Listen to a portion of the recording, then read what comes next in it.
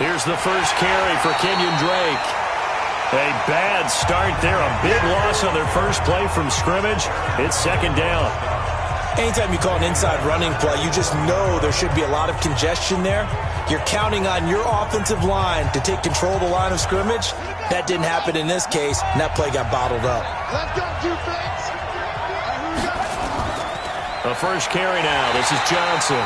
And he is going to be stopped cold behind the line of scrimmage. That'll be a loss of a yard, and it leads to a third down. The evolution of Clay Matthews as a player, it's just one that they're going to end up writing books about. He didn't even start until his senior year at USC. He didn't start in high school. And now he's at all-pro level in the NFL. How about the play he just made there? Yeah, he has certainly made a name for himself. William Clay Matthews III. So time to start going in the other direction as they come up now third and long. Murray now to throw. He'll set up the screen to Drake. And this effort will not get it done. He stopped well short of the first down at the 29. The screen does get him 9, but it also brings up a fourth down. Instead of throwing it downfield, Charles, they just tried to dump it underneath there. You like the call? I do. I think it's a high percentage play because you get the completion, and what you're counting on is your back to use his legs and his elusiveness to make people miss and pick up the first down. In this case, it didn't happen.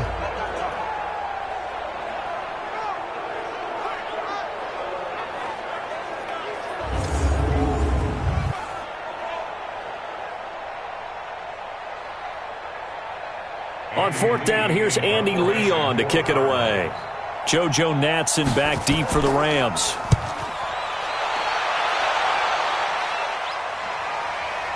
This is taken at about the 14.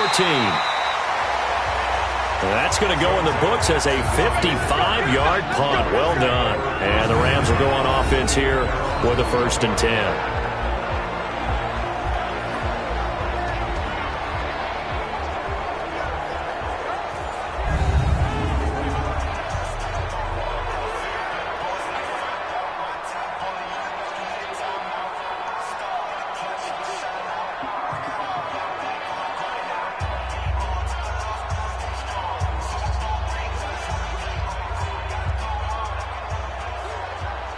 Goff will lead the Rams up here 1st and 10 at their own 21.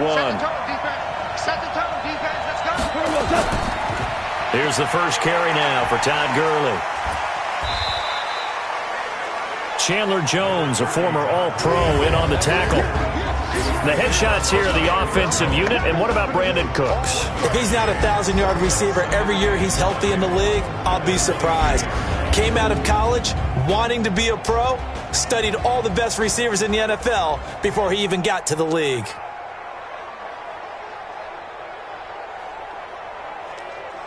Here's 2nd and 9, just a yard on that last run.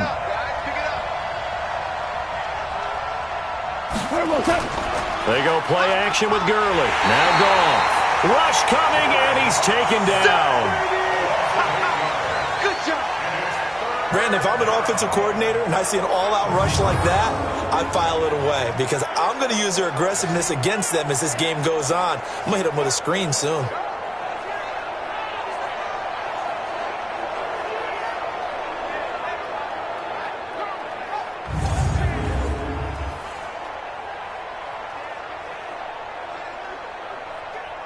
So Goff, he'll try to refocus after the sack. The Rams now set up with a tough one, a 3rd and long. Out of the gun, Goff.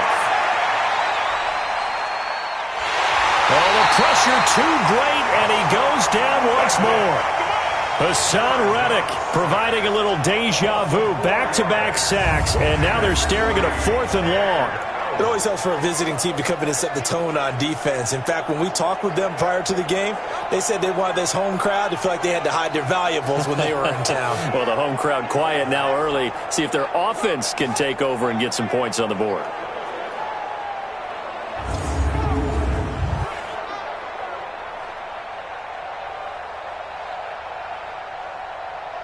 So on 4th down, here's Johnny Hecker to punt it away. Back deep, the dangerous Pharaoh Cooper.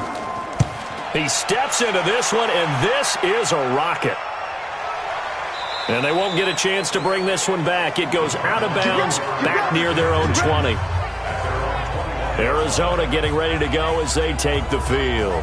And on the first drive, 3 and out. I know that these are professional athletes, but I would imagine sometimes you get the nerves at the beginning of a game still, don't you? Those don't ever go away.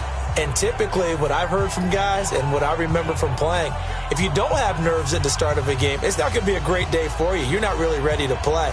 So finding a way to harness those nerves and not let them affect you in a negative way, that's what all the guys are looking for. Murray and the Cardinals with a 1st and 10 at their own 21.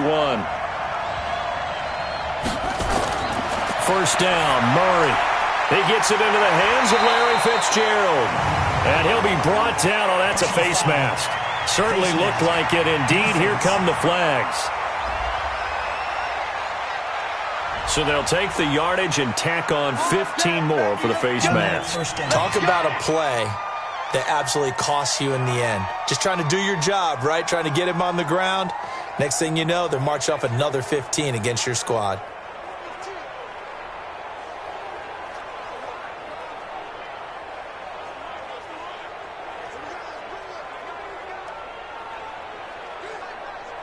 Ready to go with their next drive, and at the line, the Cardinal offense. And they'll certainly be trying to do better than that first drive where they went 3 and out. And sometimes the first drive is just nowhere to escape, and he goes down. Aaron Donald just would not be denied. That's a loss of 7. Great job defensively. I think he was trying to go through his progressions, find someone to get rid of the football. Before he knew it, he was on his back. So that just brings us right back to what you said in the beginning. A great job defensively. Nowhere to go with the football. That led to the sack.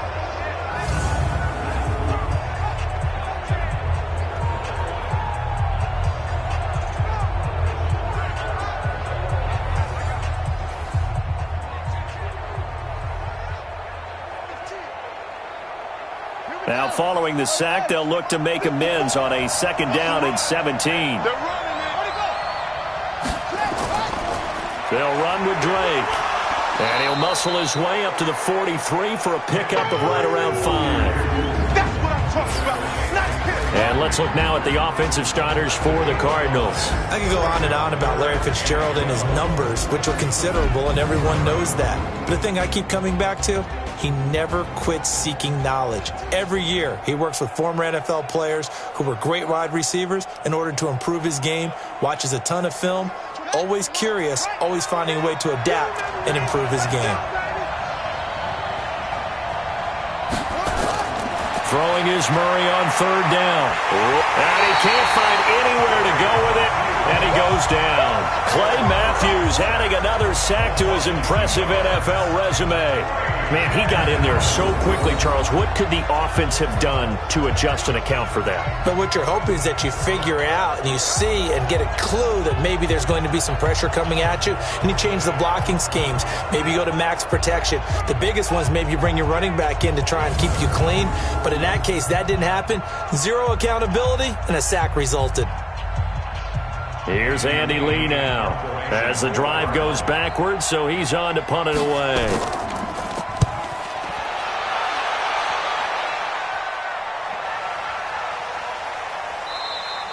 And that'll hit at the 5 and go into the end zone for a touchback. Let's go. Here's the Los Angeles offense as they get set to take possession. And the last drive, their first drive, 3 and out. What changes here, if anything? I think it's making sure the guys that you trust the most with the ball, the biggest playmakers you have, that they touch it on this possession to try and get things moving. So get it to the horses. Without a doubt. They're the ones that typically end up in the end zone.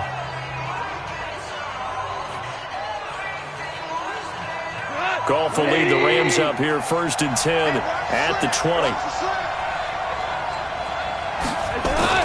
A shotgun snap for Goff. Open man, Higbee, the tight end. And he'll be corralled right around the 34. First down, Los Angeles there with a pickup of 14 yards. I got a kick out of that one, partner. You and I talk often about trying to hide receivers in certain situations. But a guy of his size can't really hide him. But the tight end drag route, definitely an effective way to sneak him across the formation for an easy completion and a first down. And they'll get it up just short of the 45 at the 44. It's a Rams first down on a pickup of 10. And there we see an early burst that makes him one of the leading rushers in the league. Well, I want you to know, I listened to you yesterday when we were watching film. You said write down the word vision for him. It was on display there, wasn't it? It certainly was, because he allows the blocks to set up in front of him. And if that continues, there'll be a long afternoon for those guys trying to play some defense. Back-to-back good plays have them on the move on first down. Here's Gurley. And he'll get it across midfield and down into Cardinal territory. A solid run on first down. Gain of 7 leaves him with a 2nd and 3. A nice run here early on. It doesn't take a great play caller to realize you want to establish a guy of his caliber with runs like this early, because they'll pay dividends as the game progresses.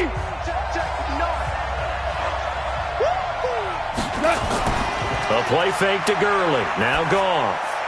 Gets this into the hands of the tight end, Higbee. And they're going to have another first down as the tackle's made here at the Cardinals' 34-yard line.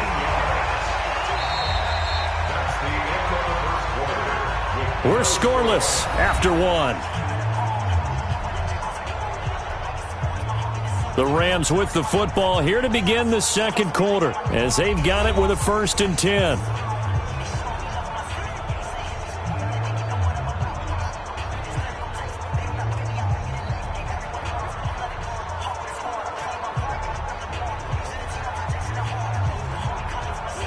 From the 34 now, here's 1st and 10. Goff turns and gives to Gurley. And not much running room. Down to the 32. Give him 3 on first down. It'll set up a 2nd and 7. One thing to keep in mind, partner, especially in the second half, when you've got a running back of this size, of these dimensions, I can just tell you, attrition does set in for a defense, because you're excited about hitting him in the first half. Maybe not so much in the second half, and some of these shorter gains turn into bigger runs later. And they'll be inside the 25 now at the 24. 7 yards there and a first down. I think they like this drive a little bit better there, partner. Running game helping out, picking up some of the slack. Because remember the last drive, they went 3 and out. Here we go. 120. 58 right there. Watch the run. Watch the run. Watch the run. On first down, gone. That's complete to his tight end, Higbee. And the result here, a pickup of 8. Leaves him with 2 to go on second down. A good pickup there. 8 yards on the first down completion. Sometimes the most effective routes are the ones that you run in the backyard, and you probably ran them when you were 5 years old. How about a little curl there against zone? But the key to it is finding the open spots in the zone. How a linebacker or a defensive back will widen to give you space. Find that area and let your quarterback hit you. And he'll get it here to the 10-yard line. 7 yards on the pickup there, and now they'll have it 1st and goal. And a nice little broken tackle run there by Todd Gurley, the 10th pick in the 2015 draft. And that's what you get with him. That full package of speed, power, able to catch the ball in the backfield. Many people doubted him coming out because of the knee injury in college. They're seeing the full Todd Gurley now, and it hurts. No gain there on the completion, 2nd and 10. Gotta love the catch. I think you gotta love the gloves as well. Yeah, these one-handed catches, that was great, and they're fun. They're becoming a little more ho-hum, aren't they? Yeah, they really are. And I know that it sounds like we're taking credit away from the guys, and we don't mean that at all. They really work hard on this one-handed catch thing, but I think the gloves have to be helping in a big way. Down at the 2. Broke through first contact, but ultimately stopped shy of the goal line. 7 big yards on the carry there to get him within range of the goal line with 3rd down upcoming.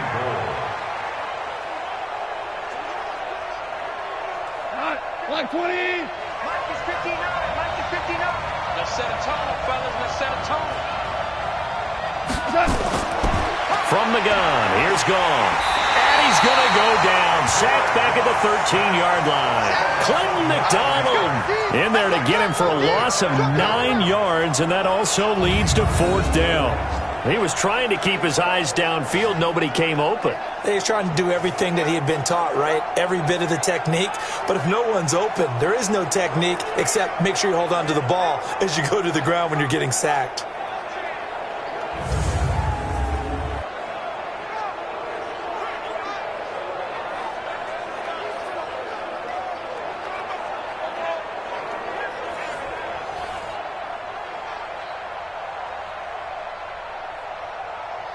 So on 4th down, here comes Greg Zuerlein to try and get 3 for the Rams.